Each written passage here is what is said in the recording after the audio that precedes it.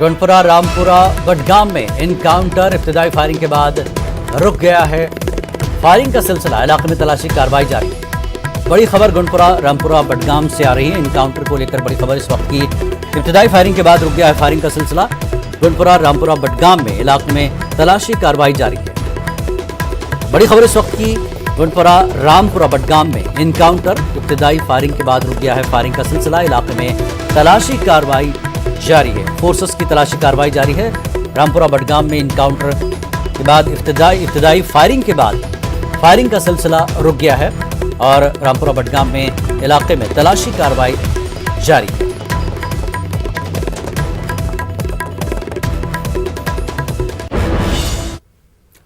और आगे बढ़ेंगे। लद्दाख में फौजी जवानों को ले जा रही एक बस हादसे का शिकार हो गई है।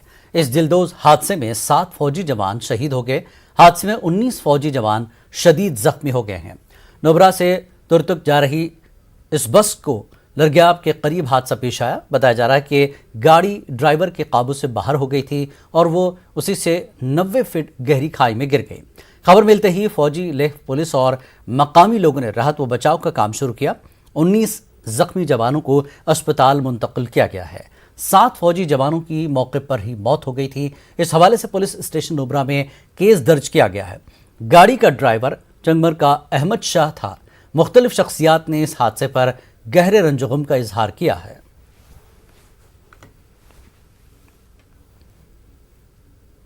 बसपुरा श्रीनगर में हुए एक मुख्तसर इनकाउंटर में 2 मिलिटेंटों को हलाक किया गया है। महलूक मिलिटेंटों का ताल्लुक लश्कर तैयबा से था।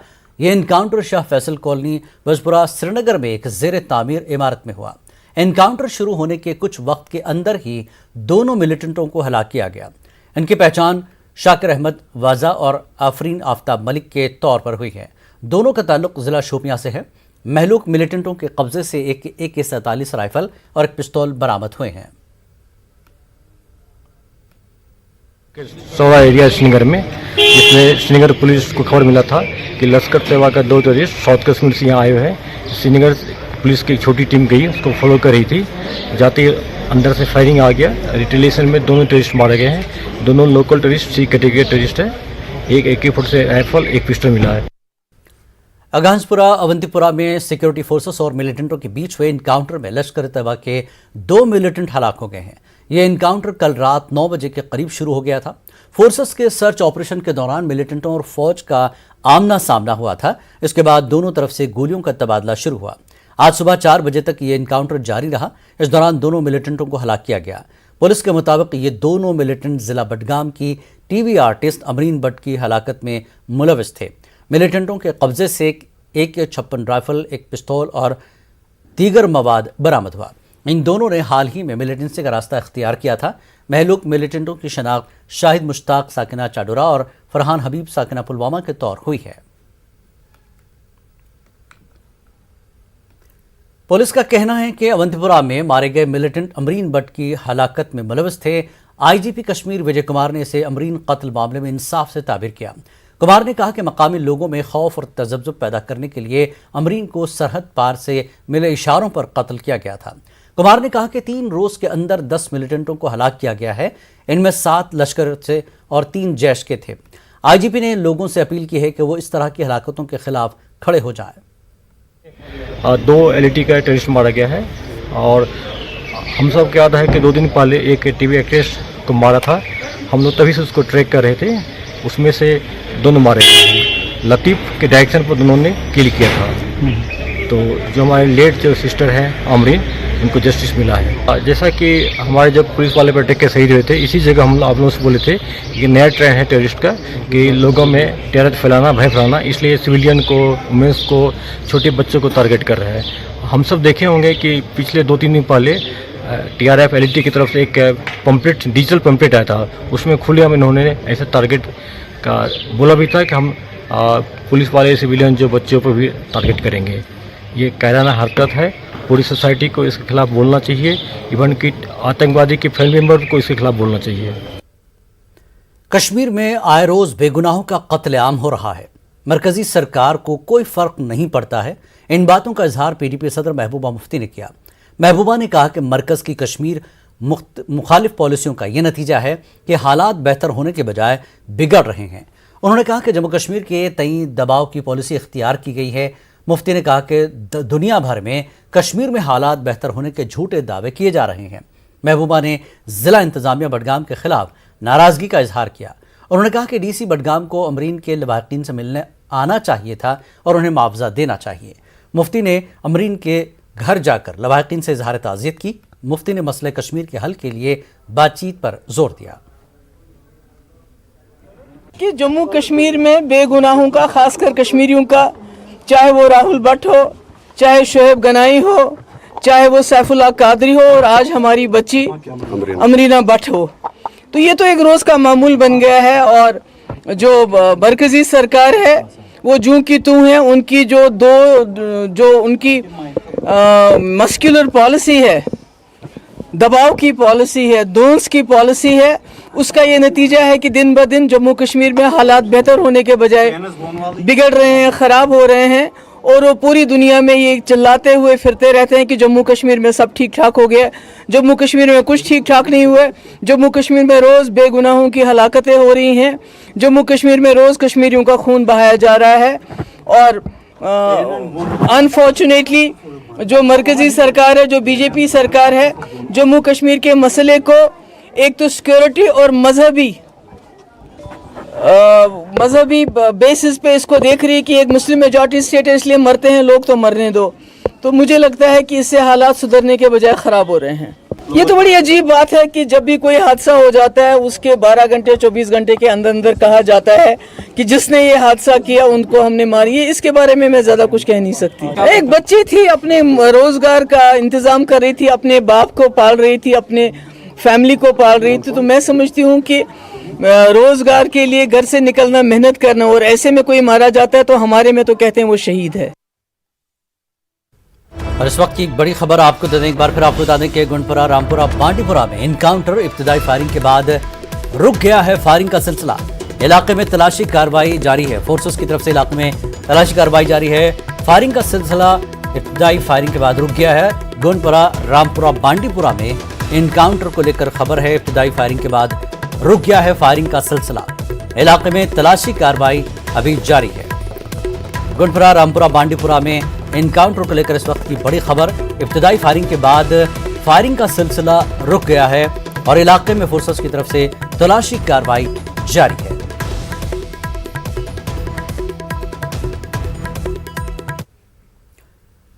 کشمیر میں نارملسی تب ہوگی جب خوف کا ماحول ختم ہوگا۔ ہمارے دور حکومت میں کئی علاقے ملیٹنسی سے پاک ہوئے تھے، مگر اب وہاں بھی حملے ہو رہے ہیں۔ ان باتوں کا اظہار نیشنل کانفرنس کے نائب صدر عمر عبداللہ نے کیا۔ انہوں نے کہا کہ حکومت کو بے گناہوں کی ہلاکت کے سلسلے پر روک لگانی چاہیے۔ عمر نے امرین بٹ کے اہل خانہ سے تعزیت کی۔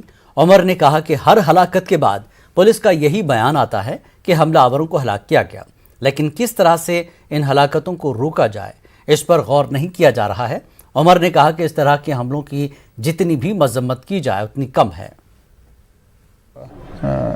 یہاں آئے تو افسوس کا اظہار کرنے کے لیے، غم کا اظہار کرنے کے لیے، اس طرح جو ٹارگیٹڈ انوسنٹ لوگوں کو جو مارنے کا سلسلہ لگاتار چلتا آ رہا ہے، اس سے ہم سب پریشان ہیں، اور امید کرتے ہیں کہ حکومت کی طرف سے کوئی ایسی بات ہو کہ اس میں ایک روک لگے، کیونکہ کہنے کے لیے تو یہ کہتے ہیں کہ سارا کچھ نارمل ہے، لیکن کہاں نارمل؟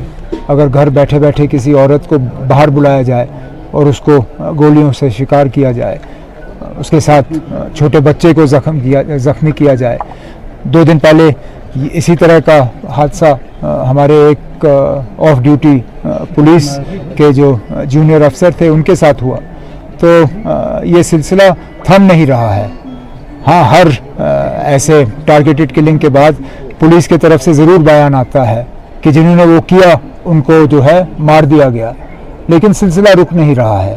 روکنے کے لیے کیا کیا جانا چاہیے، اس پہ حکومت کو غور کرنا ہوگا۔ نارملسی تب ہوگی جب بنا خوف کے ہم یہاں اپنی زندگی بتا سکیں، اور خوف تو ہے کیونکہ کوئی پتہ نہیں کہاں سے اگلا حملہ ہوگا۔ ہم تو बहुत पहले से कहते आ रहे हैं ना आपकी सिचुएशन नॉर्मल नहीं है, और ऐसे ऐसे इलाके जिनको हमने लगभग मिलिटेंसी से क्लियर कर दिया था, उन इलाकों में आज दोबारा से मिलिटेंसी। देखिए हम क्या ये सही नहीं है कि श्रीनगर के आसपास के इलाके ये लगभग सारे मिलिटेंसी से क्लियर थे। श्रीनगर तो था ही था, गांधरबल डिस्ट्रिक्ट, लगभग पूरा बड़गाम डिस्ट्रिक्ट, इनमें मिलिटेंसी के हादसे होते नहीं थे।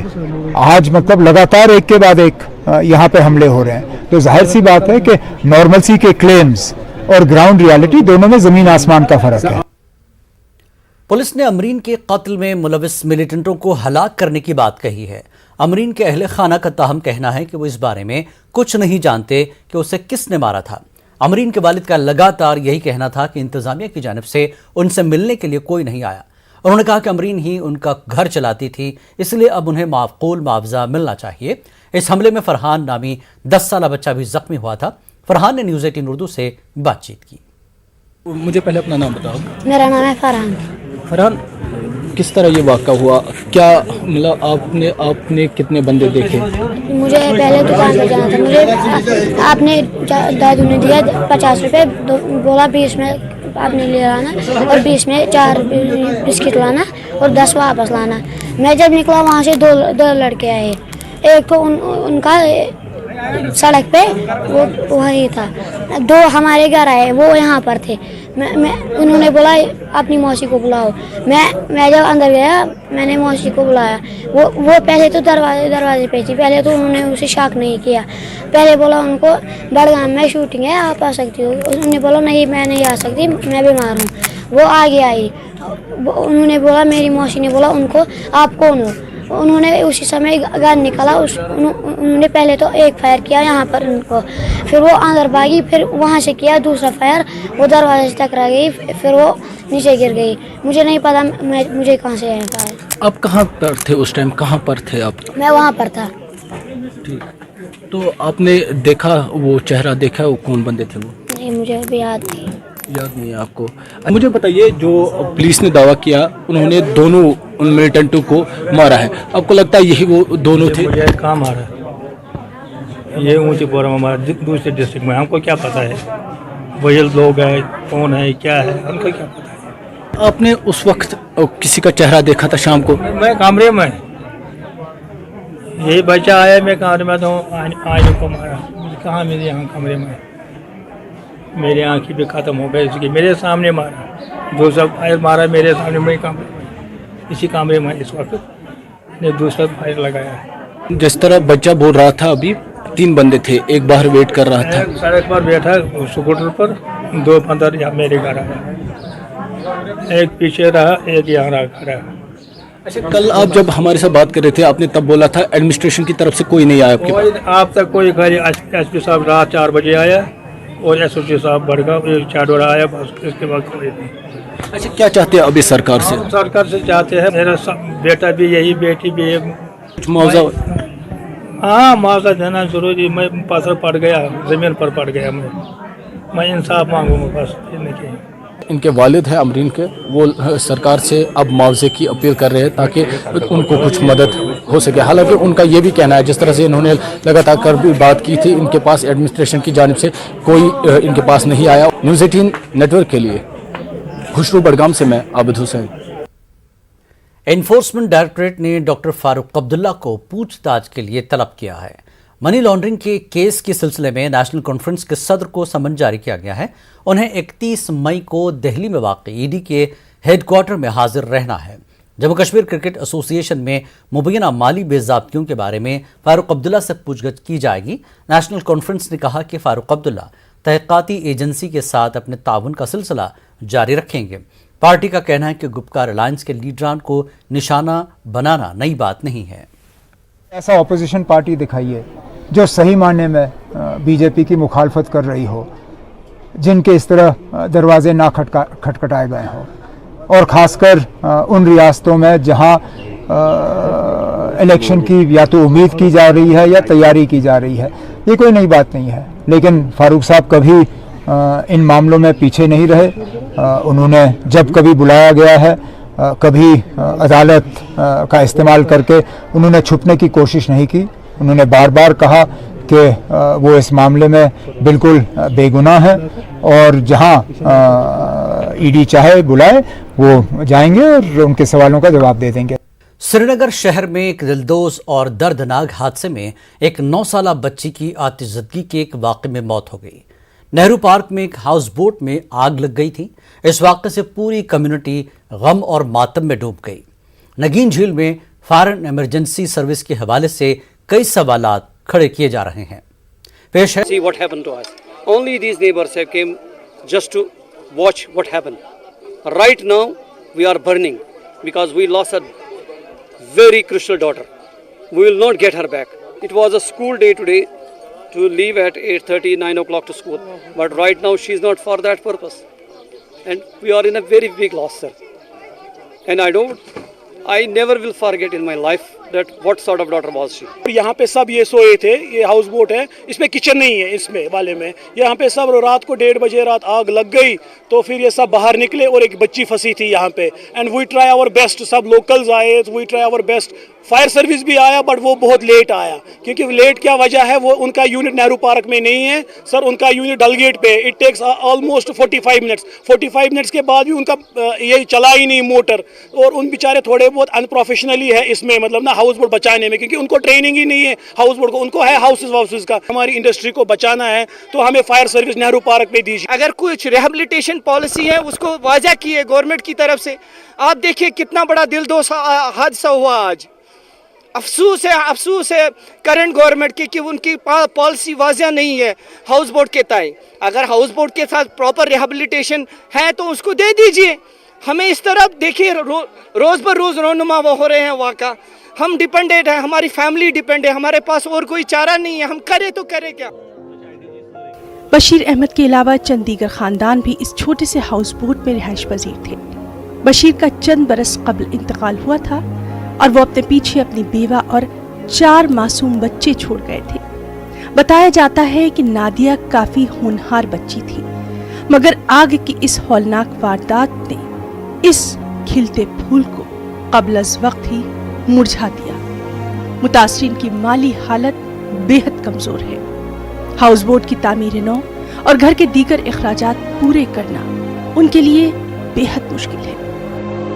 लोग भी इसी में जल गए, माल भी गया, दौलत भी गया, जितने भी जाने भी इनके, मतलब सारा कुछ इसी में चला गया। इनको कुछ भी नहीं है, कुछ भी नहीं निकला। आप लोग खुद देख लीजिए, ये 7 फैमिलीज इसमें रहते हैं। मैं तमाम लोगों से रिक्वेस्ट करती हूँ, मैं तमाम NGO से रिक्वेस्ट करती हूँ कि वो यहाँ पे आए, इस टाइम इनका हालात देखे, जो भी इनके हालात है इनके भरपूर मदद कीजिए, क्योंकि इनको कुछ भी नहीं बचा। ये जो यहाँ पे अभी खड़ा है हम लोग, ये इनको अभी मॉर्निंग में किराया ला के कहीं से किराया लाया और उस पे ये लोग अभी बैठ रहे हैं। शहर श्रीनगर के झीलों में आग लगने का ये कोई पहला वाकया नहीं है। कुछ अरसा कबल ही नगीन झील में 5 हाउस बोट जलकर खाकस्तर हो गए थे। वो लोग भी अभी तक मुनासिब बाज़ाबतकारी के मुंतज़िर ही हैं। आग की वारदात में अगर करोड़ों की इमलाक भी जल जाए, वो किसी ना किसी हद तक वापस तो आ सकती है, लेकिन अगर मासूम नन्ही जान चली जाए, उसको किस तरह से वापस लाया जाए। नन्ही नादिया इस टाइम स्कूल में अपनी सहेलियों के साथ खेल रही होती, लेकिन इस टाइम वो कब्र के नीचे है। ऐसे में सवाल ये उठ रहे हैं कि हाउस बोट्स में, खासतौर नगीन और डल लेक में आग बुझाने के जो मैकेनिज़्म है उसको किस तरह से दुरुस्त किया जाए, ताकि आग की इन वारदातों में जो जानी नुकसान और माली नुकसान होता है उसमें कुछ हद तक कमी लाई जाए। जहांगीर अजीज़ के साथ परवेज़ भट्ट, न्यूज़ 18 और दूसरे नगर। काजीगुंड अनंतनाग में ट्रेन की जद में आकर एक खातून हलाक हो गई। तफसीलात के मुताबिक फहमीदा बानो ज़ौजा बशीर अहमद खांडे साकिन वामपुरा काजीगुंड को रेलगाड़ी ने टक्कर मारी। इसके नतीजे में वो मौके पर ही हलाक हो गई। बाद में लाश को काजीगुंड के इमरजेंसी अस्पताल मुंतकिल किया गया। ज़रूरी लवाजमात पूरे करने के बाद लाश को लवाहिकीन के सुपुर्द किया गया। बताया जा रहा है कि महलूका रेल पटरी पार करने की कोशिश कर रही थी, इस दौरान यह हादसा पेश आया। रेलवे पुलिस ने इस ज़िम्न में मामला दर्ज करके मजीद तहकीकात शुरू कर दी है। पुनावल पामपुर में एक ट्रैक्टर को हादसा पेश आया। इसके नतीजे में ड्राइवर अब्दुल मजीद डार साकिन कंचो और गुलाम मोहिउद्दीन मीर साकिन अबल पामपुर की मौत हो गई। तफसीलात के मुताबिक ये ट्रैक्टर ज़ाफ़रान के खेतों में गोबर लेकर जा रहा था। इस दौरान ट्रैक्टर की ट्रॉली लुढ़क गई। उसके नतीजे में 2 अफराद की मौत वाक़ई हो गई। पुलिस ने इस सिलसिले में केस दर्ज किया है।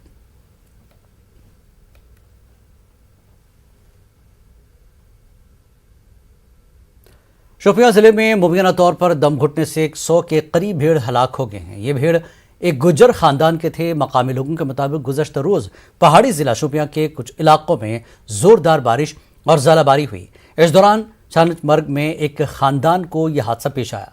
छानचमर्ग के एक रिहायशी मोहम्मद शफी शेख ने भेड़ों को तेज़ बारिश और ज़ालाबारी से बचाने के लिए एक कमरे में बंद कर दिया। सुबह उठने पर उन्होंने तमाम भेड़ मुर्दा पाए। बताया जाता है कि भेड़ दम घुटने से हलाक हो गए। महकमे पशुपालन की एक टीम भेड़ों की मौत की वजह जानने के लिए छानचमर्ग पहुंच गई। अभी तक इस हवाले से महकमे की तरफ से कोई बयान सामने नहीं आया है। सब आपके सामने ही है कि देखो कि अल्लाह का कहर है। ऊपर से नुकसान तो हुआ है। अभी डिपार्टमेंट के बंदे आए हैं, शीप डिपार्टमेंट से अब आए हैं, तवाल साहब भी आए थे, शायद तहसीलदार साहब भी आने वाले हैं। यहाँ पे मौका देखेंगे। नुकसान तो बहुत हुआ है। इसका जो काम कारोबार सब यही था, इसका रोजी रोटी जो चल रहा था इसी पे चल रहा है। बंदा बहुत गरीब था। नुकसान तकरीबन 100 के आसपास से 102-3 के आसपास नुकसान भी हो गया है। ये कम से कम 30-40 लाख का नुकसान है। बाकी हम इससे ज़्यादा क्या बोल सकते हैं। रहबर खेल मुलाजमीन ने बारामूला में एहतजाज किया। इस एहतजाज में इजाक के कई लीडरान भी शामिल रहे। एहतजाजी मुलाजमीन ने उन्हें मुस्तकिल करने और GAD के हालिया हुक्मनामे को वापस लेने की मांग की। उन्होंने कहा कि असामियों की नई तशहीर से सैकड़ों खानदान मुतासर होंगे। एहतजाजियों ने कहा कि पहले की पॉलिसी के तहत 7 साल के प्रोबेशन मुद्दत के बाद उन्हें मुस्तकिल करना था। उन्होंने कहा कि वो माहाना 3000 रुपये के कलील मुशाहरे पर काम कर रहे हैं। उन्होंने हालिया तजवीज़ को सरासर नाइंसाफ़ी से ताबीर किया। इजाक और JKTF ने एहतजाजी मुलाजमीन के साथ इजहार एकजहती किया। एहतजाजियों ने कहा कि उन्होंने वो सब काम किया जो हुकूमत ने उन्हें करने को कहा, मगर अब उन्हें इसका ये सलाह दिया जा रहा है। ऑर्डर के तहत मुख्तलिफ डिपार्टमेंट्स में लगाया गया था, जो कि 5 साल और 7 साल की पॉलिसी के तहत उनके बाद में रेगुलराइज करना था। इस ऑर्डर के तहत ये नफसियाती दबाव में आ गए और उन्होंने हर जगह प्रोटेस्ट किया। श्रीनगर में, जम्मू में और यहाँ पर आज जिला हेडक्वार्टर में एम्प्लॉय जॉइंट एक्शन कमेटी इस प्रोटेस्ट को भरपूर सपोर्ट करते हैं और तब तक इनके साथ रहेगी जब तक ने LG एडमिनिस्ट्रेशन इन्हें रेगुलराइज करे, इनके साथ मामला तय करे। सब कमेटी इनकी जो बनी थी वो इसलिए बनी थी ताकि जो मुद्दत थी 7 साल वो कम की जाए और जो है इनकी जो माहाना उजरत बढ़ाने के लिए जो है वो सब कमेटी तश्कील दी गई थी। लेकिन अफसोस ये है कि जब कुछ दिनों पहले वो ऑर्डर आया तो ये बेचारे सारे जो रहबर खेल साजा कराम थे या बाकी रहबर जंगलात वगैरह जो थे, ये बेचारे जहनी जो है तनाव के शिकार हो गए ऑर्डर देके। तो अब ये उस ऑर्डर के खिलाफ यहाँ पे जमा हुए हैं और हम पूरी क़यादत एम्प्लॉय जॉइंट एक्शन कमेटी इनके साथ है और इनके साथ रहेगी जब तक इनके मसाइल को हल किया जाए। PM पैकेज के कश्मीरी पंडित मुलाजमीन का मुतालबा है कि वो जम्मू या किसी और जगह अपना तबादला चाहते हैं। इन मुलाजमीन के नुमाइंदों के एक वफद ने श्रीनगर में LG से मुलाकात की। सनहा से मीटिंग के बाद उन्होंने एक प्रेस कॉन्फ्रेंस की। उन्होंने बताया कि LG ने रिहायश और ज़िले हेडक्वार्टर्स में ट्रांसफ़र जैसे मसाइल हल करने का उन्हें यकीन दिलाया, लेकिन उनका कहना है कि ऐसी यकीन दहानियों से नहीं चलेगा। ये लोग दूसरी जगह मुंतकिल कर देने का मुतालबा कर रहे हैं।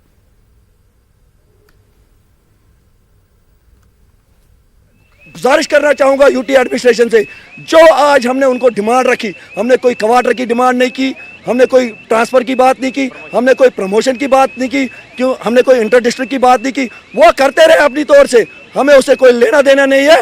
लेकिन हमने एक ही बात की, इस मसले का अभी जो सोल्यूशन है वो रिलोकेशन है, to get safer places with our families till you give us a blueprint that there is normalcy. जब तक ये मासूमों का कत्लेआम बंद नहीं होगा, चुन चुन के जो ये टारगेट किलिंग हो रही है, इसका ये लम्हा दौर ये बंद नहीं होगा, तब तक हमें यहाँ पे मत रखा जाए। एक ही डिमांड है, that was the rescue, that was the relocation of the two the safer places, और हमें अपने जम्मू अपने फैमिली के साथ भेजिए टिल जब तक आप यहाँ पर नॉर्मलसी नहीं करते या आप पूरे कश्मीरी पंडित समुदाय को यहाँ पर नहीं लाते हो। हमारी यही बात है। हम लोग कोई यहाँ से भागना नहीं चाहते, हम लोग तो नौकरी करना चाहते हैं। 12 साल से तो हम लोग यहाँ पर सर्व कर रहे हैं, मगर 12 साल में ऐसा क्या हुआ, वो तो हम लोगों ने उनको बोला कि भैया आपका जो पैन टेररिज्म है दैट इज मोर डेंजरस, क्योंकि उन्होंने हमें बहुत ज़्यादा परेशान कर दिया।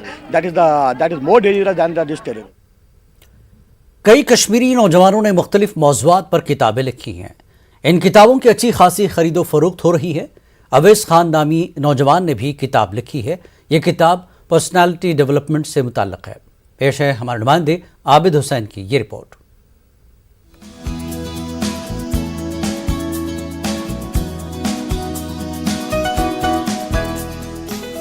नौजवानों का हौसला बढ़ाने और एहसास कमतरी खत्म करने के सिलसिले में जिला श्रीनगर के ओवैस खान नामी एक नौजवान ने काबिल सताइश पहल की है। ओवैस ने किताब लिखी है जो मार्केट में काफी फरोख्त हो रही है। ओवैस ने decoding the heart winning personality नामी किताब तस्नीफ की है। ओवैस अपनी पढ़ाई के बाद दिल्ली में अपने वालिद का कारोबार संभाल रहे हैं। वो कारोबार के साथ साथ पर्सनैलिटी डेवलपमेंट पर भी तलबा को लेक्चर देते रहते हैं। ओवैस का कहना है कि लोगों से मिलना और अच्छी बातें रिकॉर्ड करना और फिर उन्हें तहरीरी शक्ल देना इनका शौक रहा है। एक्सीडेंटली हुआ, ये कुछ मेरा ये एक मोटिव नहीं था मैं बुक लिखूंगा कभी। पढ़ाई करते करते मुझे कोई भी इंसान मिल जाता था, जैसे डॉक्टर्स हो गए, साइको, मगर मेजॉरिटी लोग डिफरेंट माइंडसेट के मिलते थे, मेरे मतलब के नहीं होते थे। तो कोई मगर जो भी उसमें से अब कोई इंसान मिलता था जो अच्छे माइंडसेट का मिलता था, तो उनसे मैं कुछ ना कुछ रिकॉर्ड कर लेता था, जॉट डाउन कर लेता था बातें। तो इतना ही काफ़ी फिर भी नहीं था। साइकोलॉजी की बुक्स पढ़ी। ओवैस का कहना है कि एक कंपनी की टीम सर्वे के सिलसिले में उनके पास आई थी। कुछ महीनों बाद कंपनी का प्रोडक्ट मार्केट में आ गया। इसके बाद ओवैस को ख्याल आया कि उनके पास लोगों के तजुर्बात और दीगर मालूमात मौजूद हैं। ऐसे में इन्होंने इसे किताब की शक्ल देने का फैसला किया। 2019 से इन्होंने किताब पर काम शुरू किया। 2021 में किताब मार्केट में आई। ये किताब ऑनलाइन भी दस्तयाब है। अल्हम्दुलिल्लाह इसका रिस्पांस बहुत अच्छा है, बहुत ज़्यादा अच्छा है मार्केट में। पॉइंट्स वाइज मैंने बुक में रखा है। 16 पॉइंट्स से मैंने ब्रेक किया इस बुक को। ये 16 पॉइंट्स ही नहीं है, मैंने मर्ज किए पॉइंट्स को। तो जब पॉइंट्स को मर्ज किया ताकि रीडर को लगे 100 पेज की ही बुक है, तो रीडर को लगे कि नहीं यार मैं बहुत पढ़ रहा हूँ, अब इसमें कितना मेरी पहले ही इतनी पढ़ाई है, अब मैं कहाँ से ये बुक पढ़ूंगा। ये 115 पेज में ही बुक खत्म हो जाती है। ओवैस कहते हैं कि मौजूदा वक्त में एहसास कमतरी की वजह से नौजवान नस्ल गलत रास्तों की तरफ जा रही है। ओवैस का दावा है कि इस किताब का मुतालिया करने से नौजवानों का हौसला बढ़ेगा और उनमें एहसास कमतरी खत्म होगा।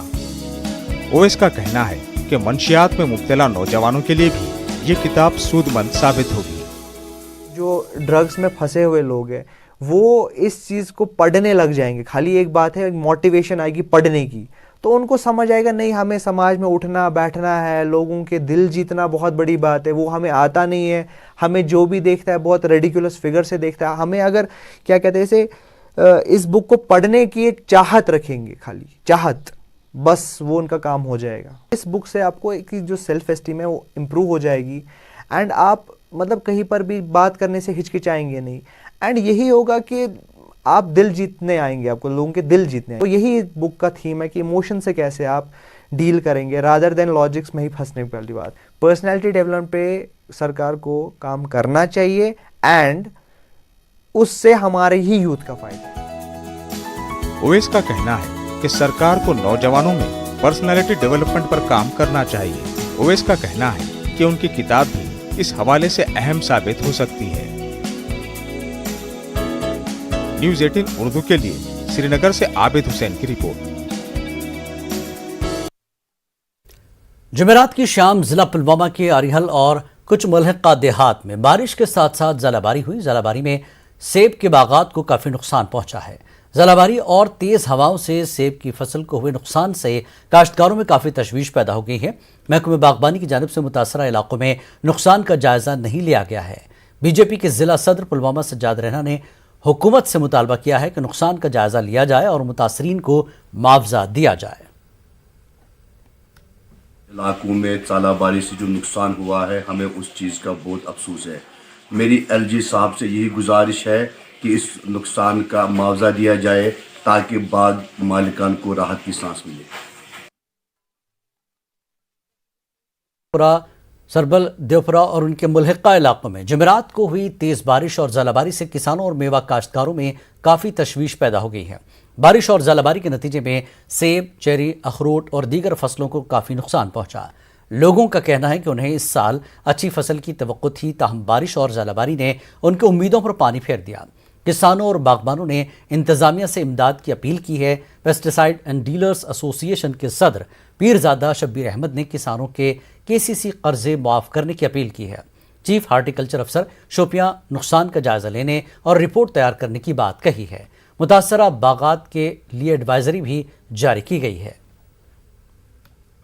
हमारा हार्टिकल्चर डिपार्टमेंट कि एग्रीकल्चर डिपार्टमेंट इस वक्त ऑनरेबल डिप्टी कमिश्नर साहब खुद इसका मॉनिटर करे और हर जगह इनको भेज दे, ताकि इसका जो नुकसान हुआ है उसका तखमीना लगाकर उनका कुछ सदवाब हो जाएगा। और मैं अपनी एसोसिएशन की तरफ से आपको आश्वासन देता हूँ कि अगर हमारी भी जरूरत पड़ी कहीं तो हम कोई भी लतलैत से काम नहीं लेंगे। हमारी तरफ से एक एडवाइजरी है कि वो कल से ही उन अपने बागों में स्प्रे करें, खासकर जो ज़ाइनोप्रोस हेक्सा है इस केमिकल का स्प्रे करें 100 ग्राम 100 लीटर पानी में, या डोडीन, अगर किसी को ये नहीं मिलता तो डोडीन है, डोडीन वो कर सकते हैं, सुपरस्टार 60 ग्राम के हिसाब से इसमें लिक्विड भी आता है और पाउडर भी आता है। अगर लिक्विड है तो 90 ml इसमें पड़ते हैं 100 लीटर पानी में।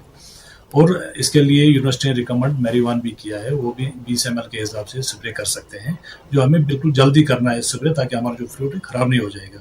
और स्प्रे के 3-4 दिन के बाद हमें ये यूरिया 0.2% यानी 200 ग्राम हमने डालने 100 लीटर पानी में, उसका स्प्रे करना है। जो उन SDRF नॉर्म्स में आते हैं उनको गवर्नमेंट मुआवजा देती है, हमें उम्मीद है इंशाल्लाह कि गवर्नमेंट इनको भी मुआवजा देगी। श्रीनगर के शेर कश्मीर इंटरनेशनल कन्वेंशन सेंटर में मेगा गोल्फ टूरिज्म समिट और टूर्नामेंट का इफ्तिताह किया गया। फिक्की, छत्तीसगढ़ टूरिज्म बोर्ड और Indian golf tourism association J&K tourism department के ताउन से ये इवेंट मुनक्किद करा रहे हैं। रॉयल स्प्रिंग्स गोल्फ कोर्स और पहलगाम गोल्फ कोर्स में कल से मैच मुनक्किद होंगे। मुल्क व बैरून मुल्क से आने वाले गोल्फर्स इस इवेंट में शामिल हो रहे हैं। LG के मुशीर RR भटनागर ने सेक्रेटरी टूरिज्म सरमद हफीज की मौजूदगी में इसका इफ्तिताह किया। We have a number of golfers who are participating from all over the country. इसके बाद कई ऐसे और golf courses हैं through the year जो यहाँ हम organize करने जा रहे हैं, जिसमें through summer we have golf tournaments happening here in Royal Springs Golf Course and Pahalgam as well, and golfers from all over the country, in fact some from abroad as well, are traveling and enjoying the beautiful golf courses we have. आप देखिए शायद हमारे देश में एक ही ऐसी जगह है जहाँ आज के समर में भी आप दिन के वक्त golf खेल सकते हैं। We have such beautiful temperatures. यहाँ देखिए कंप्लीट गोल्फिंग सर्किट है, चाहे हमारा रॉयल स्प्रिंग गोल्फ कोर्स हो, हमारा जो है पहलगाम का जो है गोल्फ कोर्स हो, जम्मू में इसी तरीके से अगर आप देखें तभी गोल्फ कोर्स है, कश्मीर गोल्फ कोर्स है, और इवन हमने रिवाइव कर लिया है गुलमर्ग वाला गोल्फ कोर्स भी। और पूरी कंट्री में अगर आप देखेंगे these are the best golf courses, और बहुत सारे लोग जो खास तौर से हाई एंडेड टूरिस्ट जो है वो गोल्फ खेलने के लिए भी आते हैं, they at the same time visit as tourists. तो मुझे लगता है this is one of the best platforms to attract high end tourism. नगर में जब हमारा परसों होगा तो उसमें हम कोई 90 से 100 गोल्फर्स को एक्सपेक्ट कर रहे हैं, क्योंकि इससे ज़्यादा फिर लेना गोल्फ गेम के लिए मुश्किल हो जाता है। तो एक बड़ा अच्छा रहेगा, इंटरेक्शन रहेगा। उसके बाद हमारा नेटवर्किंग लंच होगा, कुछ नॉन गोल्फर्स भी आएंगे जो आके वहाँ का देखेंगे। और इससे मुझे लगता है कि जिस तरह कश्मीर ने तरक्की की है टूरिज़्म में, जबकि सारा देश और सारी दुनिया एक डर के अंदर से गुजर रही थी, उस टाइम जम्मू कश्मीर एक तैयारी कर रहा था कि कैसे वो टूरिज़्म को अट्रैक्ट करेगा, जो उन्होंने करके दिखा दिया है। Of course, I think absolutely is the right way. You must find unique areas. You can find your heritage. You can find golf tourism. You can sport tourism. You can find any kind of sport, especially in golf. But you must find your niche. You must develop that. You must do the proper marketing. You must, of course, have the proper offer and so on. And I think there's enormous potential. News 18 Urdu की खबर का एक मरतबा फिर असर देखने को मिला है। भद्रवा में जंगली फूलों को देखने के लिए सयाहों की आमद न के बराबर होने से मुताल्लिक न्यूज़ 18 उर्दू ने खबर नशर की थी। सयाहों को राग़िब करने में भद्रवा डेवलपमेंट अथॉरिटी और महकमे सियाहत की नाकामी का मसला उजागर किया गया था। इस खबर के बाद मुताल्लिकीन मुतहर्रिक हो गए हैं। 31 मई को फॉक्स ग्लो फेस्टिवल का इनेकाद करने का फैसला किया गया है। फौज, ज़िला इंतज़ामिया और BDA के इश्तराक से फेस्टिवल का इनेकाद होगा। सियाहती सनत से जुड़े अफराद इस फैसले से खुश हैं। उन्होंने न्यूज़ 18 उर्दू का शुक्रिया अदा किया। ये राय दुरुस्त है, लेकिन आप बहुत ही खुशी का हमें मकाम है कि भद्रवा में फिर दोबारा वही 2-3 साल के बाद एक मेला होने जा रहा है, और हम सबसे अपील करना चाहेंगे जहां आए लुत्फ उठाएं। और हम आपका फिर मीडिया वालों का धन्यवाद करेंगे, आपने इशू को रेज किया और गवर्नमेंट को सोचना पड़ा कि ये कौन सी जगह है जहाँ की ये फूल होते हैं। पहले शुक्रिया अदा करते हैं सिस्टम का कि देर आए सवेर आए, लेकिन कुछ न कुछ तो हमें लगता है इससे कुछ बेनिफिट होगा। जो फ्लावर लवर्स हैं, टूरिस्ट हैं, वो यहाँ पे आएंगे और उम्मीद है हमें इसको अब रुकने नहीं देंगे ये लोग, और आगे भी जो हमारे जो कैलेंडर बनेंगे फेस्टिवल्स के या प्रमोशंस के, ये करते रहे। के परसों भी आप जो है बहुत अच्छी कवरेज और जैसे आप पूरे भद्रवाह को प्रोजेक्ट करते रहे और जो हमारे टूरिस्ट हैं उनकी तवज्जो जो भद्रवाह की तरफ मरकूज करते रहे, आइंदा मैं उम्मीद करता हूं कि आपका ये बहुत पॉजिटिव रोल रहेगा। आप जो हमारे ये हिडन एक ट्रेजर्स हैं या हिडन साइट्स हैं टूरिस्ट की, इनको जो है उजागर करके जो है वर्ल्ड के टूरिज्म मैप पे लाते रहेंगे ताकि ज़्यादा से ज़्यादा लोग आएँ और ज़्यादा से ज़्यादा हमारी जो इकनॉमिक ग्रो है और लोग भी जो है आएँ, अपनी सेहत को अच्छी रखें, एंजॉय करें। ये सारा जो है हमारा एक मिलजुल के इवेंट। वादी चनाब के मारूफ शायर अब्दुल कुद्दूस रसा जावदानी को याद किया गया। उनकी 42वीं बरसी पर यौम रसा के उन्वान से महफिल मुनक्किद कराई गई। यूनिवर्सिटी ऑफ जम्मू के शोबे उर्दू और institute of music and fine arts ने बाहमी इश्तराक से प्रोग्राम का अहतमाम कराया। ये तकरीब यूनिवर्सिटी ऑफ जम्मू के शोबे उर्दू में बने ज्ञान चंद ऑडिटोरियम में मुनक्किद की गई। नामवर शोरा, अदबी दुनिया से मुंसलिक शख्सियात, स्कॉलर्स और स्टूडेंट्स बड़ी तादाद में शरीक थे। मुक़र्रिरीन ने रासा जावदानी की ज़िंदगी के मुख्तलिफ पहलुओं को उजागर किया। उर्दू और institute of music and fine arts ने एक तकरीब का एहतमाम किया है जिसमें हमने महफ़िल गज़ल रखी है और रियासत के दो मशहूर गुलकार दीपाली वातल और सूरज सिंह जो है रसा साहब की गज़लों को पेश कर रहे हैं। हमारे MA के और रिसर्च स्कॉलर हैं उनको इससे मुतारिफ़ कराते हैं कि रसा साहब का जो किरदार है, जो रोल रहा है उर्दू शायरी में और कश्मीरी शायरी में वो क्या रहा है, तो उससे वो रोशनास होते हैं। तो इसी हवाले से हम हर साल 27 मई को यौम रसा के हवाले से इस तरह की महफिल का इनेकाद करते रहते हैं और आइंदा भी ये सिलसिला जारी व सारी रहेगा। छाया शाम खराज अकीदत पेश करने के लिए है। रसा जावेदानी 1979 में इसी दिन इंतकाल कर गए थे। उनके शहरी मजमूए लाला सहरा, नेरंग गज़ल शाया हुए हैं और रसा जावेदानी जो थे वो एक सेकुलर। अमरनाथ यात्रा के सिलसिले में डीसी अनंतनाग डॉक्टर पीयूष सिंगला ने चंदनवारी का दौरा किया और चंदनवारी के रास्ते में मुख्तलिफ तरक्याती कामों का जायजा लिया। चंदनवारी में डीसी ने मुख्तलिफ महकमों की लोकेशन लेआउट, फ्रेस्किंग एरिया के फेस लिफ्टिंग, लंगर स्पॉट, बैतुल खला, दुकानों के लिए जगह की अलॉटमेंट और वेटिंग रूम्स का जायजा लिया। डॉक्टर सिंगला ने चंदनवारी पहलगाम रोड पर मैगडमाइजेशन का जायजा लिया। उन्होंने चंदनवारी बेस कैंप अस्पताल का दौरा किया। उन्होंने पेट्रोल पंप्स पर ट्रांसपोर्ट की सहूलियात का मुआयना किया। पहलगाम में इजाफी हेलीपैड पर जारी काम का जायजा लेते हुए डीसी ने अमल दरामद करने वाली एजेंसी के साथ बातचीत की। उन्होंने बताया कि टाइमलाइन के मुताबिक काम हो रहा है। जिला शोपियां के केलर में ब्लॉक डेवलपमेंट ऑफिस गैर फ़ाल होकर रह गया है। 24 एग्जीक्यूटिव पोस्टें खाली पड़ी हुई हैं। सरकारी इंतजामिया ने खाली पोस्टों पर इंचार्ज अफसरों को तैनात करने की जहमत भी गवारा नहीं की है। ब्लॉक ऑफिस में तैनात 13 हेल्परों, 1 जूनियर इंजीनियर और 10 VLWs के कंधों पर पूरी जिम्मेदारी डाल दी गई है। मनरेगा से मुंसलिक तालीम याफ्ता ठेकेदार अपना रोजगार गंवा रहे हैं। ब्लॉक डेवलपमेंट ऑफिस का बोर्ड भी बेढंगी तरीके से रख दिया गया है। पुराना पड़ चुका ये डिस्प्ले बोर्ड सरकारी इंतजामिया की नाअहली का मुंह बोलता सबूत पेश कर रहा है।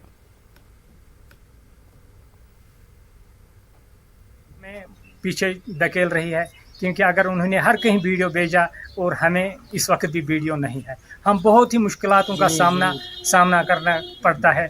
यहाँ नरेगा काम चल रहा है, कहीं भी किसी का एस्टिमेट, किसी का अप्रूवल रुका हुआ है, कोई भी काम ग्राउंड पे नहीं हुआ। जो यहाँ से ट्रांसफ़र किए गए और दोबारा वापस उन पोस्टों पर किसी को भी तैनात किए गए नहीं किया गया, जिसमें JEs है, टेक्निकल असिस्टेंट्स है, जूनियर असिस्टेंट्स है, वगैरह वगैरह। बहुत से हम बहुत ही सफ़र कर रहे हैं। ये हमारा ब्लॉक सिर्फ नाम का पतिम 2 वरी गो अस ब्लॉक कैडरस में सफ़र करान। वो इंसाफ क्या पहाड़ी एरिया यथ में 22 हल्कं 45 गांव काम करान। नौजवान वनकस लगित नश करनस कुन। क्या वजह? मे पृछो 2 नौजवान दोप कम कर वो मजूर, नौकरी कर नरेगा मजूर, मगर अथॉरिटी अप्रूवल एस्टिमेट कुन कर मजूर मशगत अस बन। शाहपुर कुंडी डैम स्कीम के तहत बनाई जाने वाली नहर के लिए हुसूल अराजी का अमल शुरू हो चुका है। जिला कठवा के बसंतपुर कुथरेल में प्रोजेक्ट के तामीराती काम जारी हैं। ज़मीनें और घर खाली करवाए जा रहे हैं।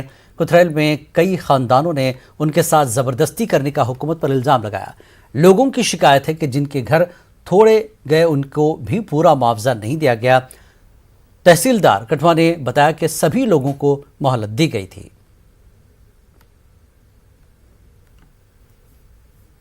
ਸਾਡੇ ਨਾਲ ਕਿਉਂ ਐਸੀ ਕਰ ਰਹੇ ਨੇ ਤੇ ਸਾਨੂੰ ਇਹੋ ਹੀ ਹੈ ਕਿ ਸਾਡਾ ਸੁਣਾਈ ਵਾਲਾ ਕੋਈ ਨਹੀਂ ਹੈ। ਅਸੀਂ ਸੁਣਾਈਏ ਕਿਹਨੂੰ? ਕੋਈ ਮਿਨਿਸਟਰ ਹੁੰਦਾ ਉਹਦੇ ਨਾਲ ਗੱਲ ਕਰਦੇ ਜਾਗੇ, ਕੋਈ ਅਫਸਰ ਅੱਛਾ ਹੁੰਦਾ ਉਹਦੇ ਨਾਲ ਗੱਲ ਕਰਦੇ ਜਾਗੇ, ਕੋਈ ਸਾਡੀ ਸੁਣਾਈ ਨਹੀਂ ਕਰਦਾ, ਕੋਈ ਸੁਣਾਈ ਨਹੀਂ ਸਾਡੀ। ਇੱਕ ਜਿਸ ਲੇਡੀ ਦਾ ਘਰ ਵਾਲਾ ਨਹੀਂ ਹੈ ਉਹਦੇ ਫੋਰਸ ਸੁੱਟਾ ਤੇ ਸ਼ਰਮ ਨਹੀਂ ਆਣੀ ਬਣਦੇ ਬੜੇ ਬੜੇ ਅਫਸਰ। ਜਿਸ ਬੰਦੇ ਦਾ 50 ਲੱਖ ਆ ਉਹਨੇ ਅਸੀਂ 20 ਲੱਖ ਦਿੱਤਾ।